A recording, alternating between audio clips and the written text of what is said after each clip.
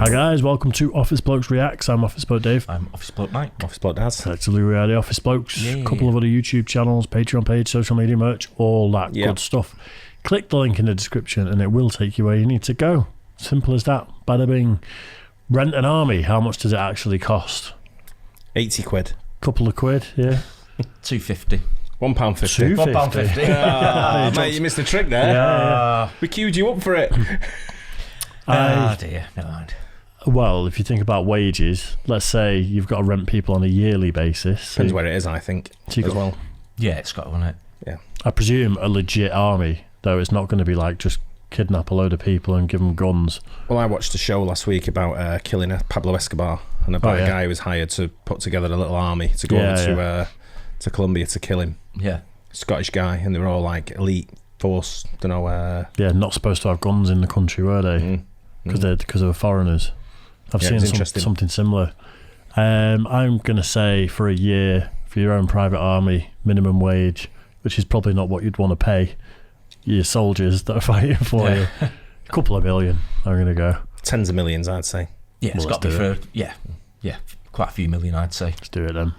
Many people have heard the phrase, the world's oldest profession, and know that it doesn't refer to soldiers. But on record, the world's oldest profession is actually that of the mercenary. While today the word has an extremely negative connotation, in the past being a mercenary was a perfectly acceptable and even respectable line of work. In fact, it was only in the last few hundred years that standing national armies became the norm around the world, meaning that for most of human history, wars were fought by men and women paid good coin to put their lives on the line. Today, we're going to look at the use of mercenaries throughout history and end with the greatest mercenary battle of the modern age. The oldest mercenaries on record may have come from Africa, when the ancient Egyptian pharaohs routinely hired out Nubian mercenaries to bolster their own armies. In the 13th century BC, Pharaoh Ramses II hired 11,000 men to complement his own forces during his battles to stabilize the Egyptian kingdom's borders. The practice was hardly unique to the Egyptians, though, and empires around the world used mercenaries to fight their battles. The Greeks not only employed mercenaries frequently, but in fact hired themselves out as mercenaries to other Greek city-states, or even foreign powers. Mighty Carthage, one of the ancient world's most important city-states, used mercenaries almost exclusively to fight its wars. The use of mercenaries continued through until the modern age, though sometime around the 17th century nations began to shift away from hiring out private armies to do their dirty work for them. For thousands of years, it simply made more sense to hire mercenaries to fight your war. Keeping a fighting force trained, equipped, and adequately supplied around a year was an expensive proposition that most kingdoms simply couldn't afford. Then there was the fact that it often was impractical to have a standing army. Most men had farms to support and needed to be home for most of the year to see to their farms, or else the entire kingdom would starve. Typically, there were only a few weeks every year when the average man could be called up to war, and most of this free time was during winter, when it was all but impossible to wage war. Thus, kingdoms would rely on mercenaries, which did not have farms to support, and could thus wage war when it was most opportune to do so. This also relieved the pressure on the national economy from having men taken away from vital jobs in agriculture or other trades. This was, after all, a time in history when surplus of any kind, food or labor, was extremely rare. Any disruption in the workforce of a nation could lead to a disaster, simpler than to simply outsource the fighting warriors who didn't even belong to the kingdom. Hiring mercenaries, however, did not come without risk, as they were, after all, men who would fight for the highest bidder. A mercenary force could end up turning its back on whoever hired it if the enemy offered more pay, although such betrayals might have been terrible for the force's reputation. Once a mercenary group was known to be disloyal, it would make it more difficult for them to find employment elsewhere, so mercenaries were at least financially motivated to hold their allegiance. Another trouble with mercenaries, though, came from the fact that unlike a national force, they did not have any particular allegiance or cause to fight other than money. If a battle turned for the worse, a mercenary company might simply surrender, or leave the battle altogether if able to. They might have sued for terms from the enemy when a professional military force would have stood its ground and fought. In the ancient world, a conquered enemy was typically enslaved or worse, yet mercenaries were occasionally granted a reprieve given their status as professional warriors rather than punished along with the conquered. Some people, like the Romans and the famous Carthaginian general Hannibal, used mercenaries to not only bolster their regular forces, but to actually make them better soldiers. As mercenaries' sole profession was war, they would typically be far better trained than the men drafted into a nation's military in a time of need. Both the Romans and Hannibal would thus mix their mercenary forces amongst their regular forces, and the expertise and training of their mercenaries would bolster the abilities of the regular forces. The Romans are responsible for many of our modern military traditions, and their influence remains strong in our militaries today, despite their empire having crumbled nearly 1500 years ago. Yet the Romans were also one of the most prolific users of mercenaries in history, and given the vast size of their empire, it only makes sense. In a strange parallel to today's resurgence in the use of mercenaries, Rome would often hire mercenaries to fight particularly bloody or unpopular conflicts, as casualties suffered by mercenaries would not be mourned by Roman citizens. The loss of hundreds or even thousands of legionnaires at a time, though, would be a catastrophic blow to Rome, not just economically but politically. Just like a modern nation, Rome and its citizens did not like losing soldiers in war. Today, it's kind of like proxy wars a little bit nowadays, isn't it? I think the mercenaries now are sort of like employed in like untrained. You've got countries where they've got untrained civilians. They can't train them, or they're not willing to, or I don't know, places like Yemen or probably in smaller sort of like amounts as well. I'd guess. I mean, I'd say years and years and years ago, a long time ago, probably like hundreds, thousands, didn't they? But I'd guess they're in like smaller groups nowadays, are they? Yeah, I think one of the countries I lived in, they had it was a secret sort of thing. It was an alleged mercenary group that was staged there, that were training their military to sort of, but they were on standby for any kind of like uprising that might occur, and then they were sort of like fast tracked into the front liners to keep it all under control. Yeah. So they were from one of the South American countries. You can argue that a lot of these private security companies are mercenaries. Yeah. They just get hired out to very dangerous places to protect people. They're armed. They're ready for conflict. Yeah, I suppose these days they're probably a lot more highly trained, again, than they were maybe a few hundred years ago. Because now they're probably all the mercenaries. Well, ex-army and stuff. Look at Africa. Look at Africa, where you've got all the oil fields and stuff like that. And that's where you'll get mercenaries like what you're talking about. I think the Congo was in the 60s. Yeah. Where the Congo sort of like went to war, and it was proper bad down there in them days. And that was full of mercenaries, wasn't it? Yeah, of course. Yeah. The United States and other nations have mirrored Rome's use of mercenaries to fight unpopular wars. Incredibly, nearly half of all combatants in Iraq during the U.S. war were mercenaries hired out by the U.S. or other NATO nations. During the height of the wars, in both Iraq and Afghanistan, the U.S. had spent almost $350 billion on mercenaries, a whopping figure that's more than many nations' military budgets. How? $350 billion? A lot of people know the terrain, don't they? So they're trained in like that sort of terrain, and they are local people. Or so in Afghanistan, that'd be hiring in Afghanis, probably, and then paying them, right? Yeah. Probably. That's what I'm assuming. They'd be trained in that sort of environment. Yeah. When we used to hear the statistics when we were in Iraq all the time, that like the death toll of Allied soldiers was up to X amount, and then it'd be on the news like 3 more have been killed. There was like a daily rolling total at one point. I wonder if a motive for that is the public figure looks like 400 Allied soldiers have died, but 5,000 mercenaries have died, that have been paid. So they're only giving out like the actual British casualties, not the mercenary side. Yeah, so it doesn't seem as bad as it is, if you know what I mean. But some of the mercenaries would be British or American or whatever. They're just not employed by the military. Yeah. The reasoning was simple. The U.S. and its all-volunteer force simply did not have the manpower to fight 2 insurgencies simultaneously. Unlike a conventional conflict against a modern nation, an insurgency requires much more manpower to combat, and can tie up many times more personnel than a conventional war would. Had the U.S. wanted to fight these wars without the use of mercenaries, it would have had to institute a mandatory draft, which was, of course, a political impossibility. The best benefit for the US and other NATO nations using mercenaries, though, was not just the extra bodies available to conduct counterinsurgency operations, but the simple fact that casualties amongst mercenary forces are not reported on the evening news. Thus, it's extremely politically appealing to turn to the use of mercenary forces rather than conventional military power, as the casualties that mercenaries suffer won't create any backlash amongst voters.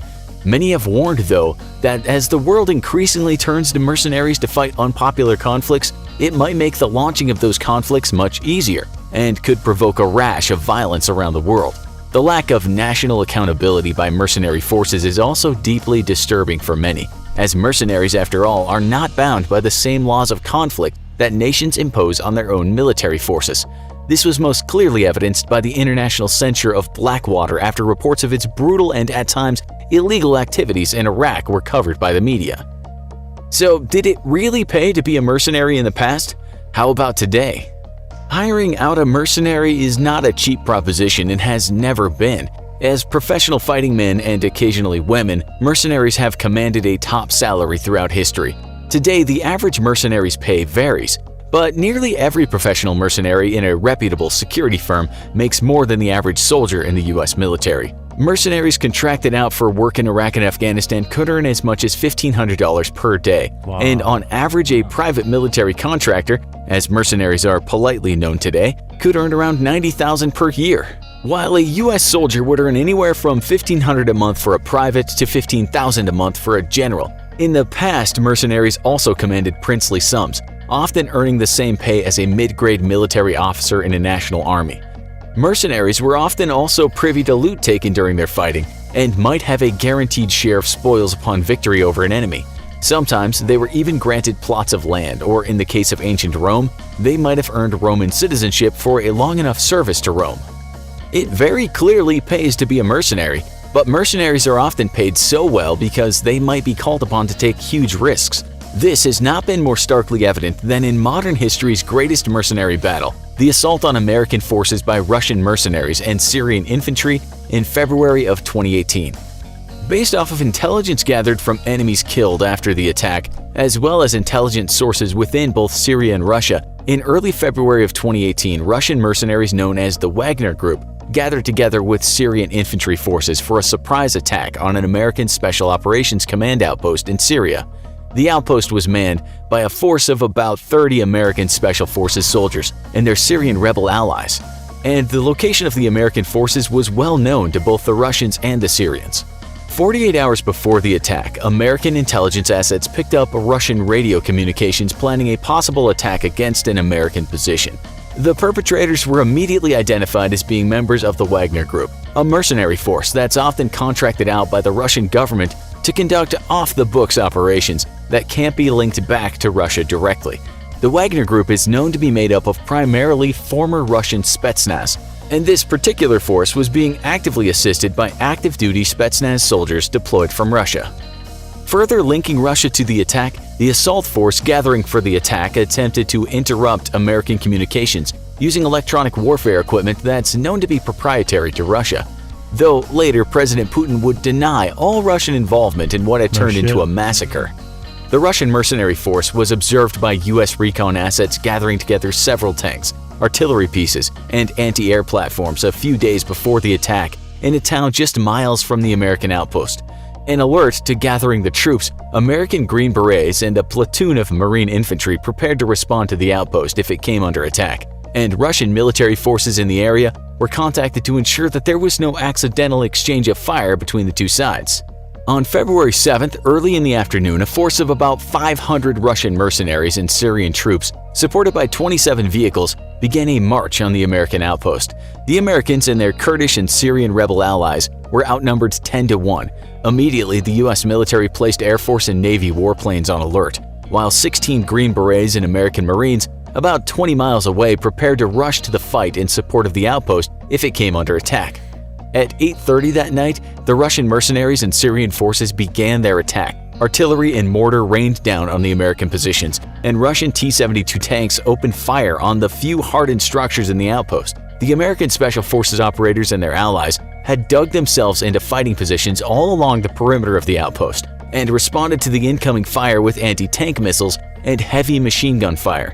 The incoming column of armored vehicles was briefly halted when the 4 lead vehicles were destroyed by a volley of anti-tank missiles. American military commanders immediately contacted their Russian counterparts and called on them to cease the attack, though the Russian military claimed ignorance of any such attack and blamed the assault on Syrian forces. With the Russian-led force not deterred and pressing the attack, the authorization was given for American air forces to counterattack the assault element. Within minutes, American air assets were on scene, Reaper unmanned drones loosing a volley of Hellfire missiles against the enemy artillery and heavy vehicles. Apache helicopters descended on the enemy column of vehicles, devastating the formation with heavy machine gun fire, rockets, and guided missiles. F-15s loosed cluster munitions amongst the enemy infantry, while loitering AC-130 gunships and B-52 bombers pounded the survivors mercilessly. All the while, F-22 stealth fighters provided top cover and then dived low for... I think we made a mistake, lads. It's like you have a fight at school, innit, and someone comes over and they're like, there's a big gang of them, you're on your own. Next thing, you phone your brother up. He's there with him, my other brother and his mates, and my uncles. Yeah, half dozen hairy-ass blokes come around the corner, and then the others go, shit. That's what it is, isn't it? I had no idea about this, though. No. I think, was there a film on it? I'm not sure. I've seen a programme or a film on it. But that's what happens, don't it? They get some of the other like Syrians involved as well, and then they infiltrate with their own people, don't they? And get mercenaries and it's dirty politics, though, isn't it? Because they're doing it, but we're not doing it. It's such a scumbag politician move. That I would guess all sides probably do it though, to a certain extent. Well, I listened to an ex-CIA guy on Joe Rogan ages ago, and they were talking about cyber warfare and proxy wars and stuff. Yeah, and he said, "You better hope to God we do it." And we're better at it than they are. Someone's been caught in the Berlin embassy, in the English embassy in Berlin. Yeah, Russian spy. Russian spy, British guy. I think you said about that. Mm. But yeah, I mean, if they are doing it, you better hope we are, and you better hope we're better at it than they are, because that's the way. Well, you see what they've thrown in here: a couple of few tanks and a few 14 vehicles or something. Yeah, got planes, drones. Yeah. Bombers, tanks, aircraft, they've got everything there. Absolutely, our mates. And then the mercenaries get paid upon victory when they come back alive. Exactly. I'll pay you when you get paid tomorrow, mate. Oh no! You got a receipt? No. End of the month you get paid. When's the mission? First. Several strafing runs against the shattered enemy forces. All the while, the 16 American Green Berets and Marines sped toward the fight inside their own armored vehicles, but were unable to approach the outpost due to the sheer volume of fire that American air assets were laying down. Instead, they were forced to hunker down outside of the engagement envelope, lest they be accidentally destroyed by the sheer amount of firepower being rained down amongst the Russian mercenaries and their Syrian allies. Incredibly, the enemy forces pressed their assault regardless of their losses. Around 1 in the morning, American air assets were forced to return to base to rearm and refuel, and the combined Green Beret and Marines response force was able to speed to the outpost and reinforce the 50 defenders there. This was just in time as the enemy gathered en masse for one final push to destroy the Americans before their air support could return.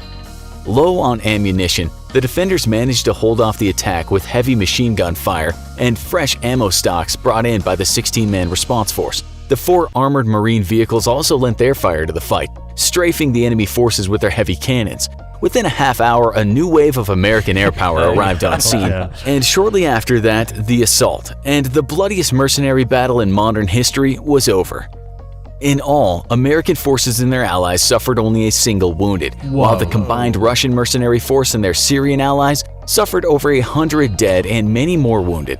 Russia would deny any involvement in the attack, though in the months following the incident, U.S. intelligence tracked several Wagner Group mercenaries involved in the attack as they returned to Russia for medical treatments for their injuries. Given the secrecy of Russian involvement, it's difficult to ascertain how many Russians were involved in the actual attack, or if they were there simply serving as advisors, as some sources have claimed. The February 7, 2018 incident serves to showcase the inherent danger in being a mercenary, though that danger is magnified today as it has never been before. While in the past mercenaries were superior to national armies in training and equipment, today the roles have been reversed, and mercenaries are best used for small-scale and limited operations against non-state actors. There's no way mercenaries are calling in B-52 bombers and things like that. That's the point he's making there, isn't it? But like I said, that's what I thought. They're in smaller groups these days, aren't they? Doing like specialist sort of operations. Counter-insurgency sort of guerrilla warfare, things like that. Yeah, something like that, I suppose. Not unless you've been brought in as a direct contractor sort of thing. Yeah. Then you can call in the assistance that's needed. Yeah. As the Russian mercenary outfit the Wagner Group discovered the hard way, going up against a national military without the resources of a true military force can be disastrous. National militaries today simply field far greater capabilities than any mercenary could hope to enjoy. And so if you ever planned on becoming one, you should make sure that you know exactly who you'll be going up against, or odds are you won't be surviving the fight to enjoy your hefty payday. Would you ever be a mercenary? Should they even exist today? Let us know in the comments, and also go check out our other video. No, I wouldn't be a mercenary. Just going to put it out there. I mean, it begs a question: what were they actually thinking of? What were they thinking of when they're going to attack a military post? You know, it's Russians there as well, so they know what the Americans are all about. They must have known that they were going to call in the big boys. What's happened? You know? Yeah, but what's happened there is, he says in the video that the American intelligence had picked up that this was going down, so they prepared, kind of semi-prepared for it. They're not prepared for retaliation. Thought they might have caught them off guard, you think? Yeah, I suppose so. But I mean, they're pretty much always prepared anyway. I guess the Americans, they should be, shouldn't they? Especially in that part of the world. But if you've got a 500 strong army going up against the remote post that's got, how many people were there? 30 odd people, or whatever it was. I think it was 50 but it was like 30 odd Americans and their allies. So Syrian. Yeah, you know what I mean? You think that'd be an easy little operation? Get in there, do it quick payday. Yeah, I suppose so. Yeah, but they got caught out from the information that come in, and then they got dry bombed. Big time. Dry bombed in the desert. Yeah, it's obviously an attempt just to give America a bloody nose, isn't it? Yeah, you're not going to achieve anything other than the PR response. That's more a political move, I suppose, on their part, wasn't it? I guess. So. Yeah, and it makes America look vulnerable to the rest of the world that might be their enemies, because they'll go, we can just attack the outposts here. Yeah. And then America came back and went, no, you can't. Yeah, no, go away now. Fuck right off. Yeah. See ya. Bend over. Here comes my finger. Coming in. Anyway, Hope you guys enjoyed that. Don't forget to like and subscribe, hit the bell, and we'll catch you on the next one. Cheers, guys. Cheers.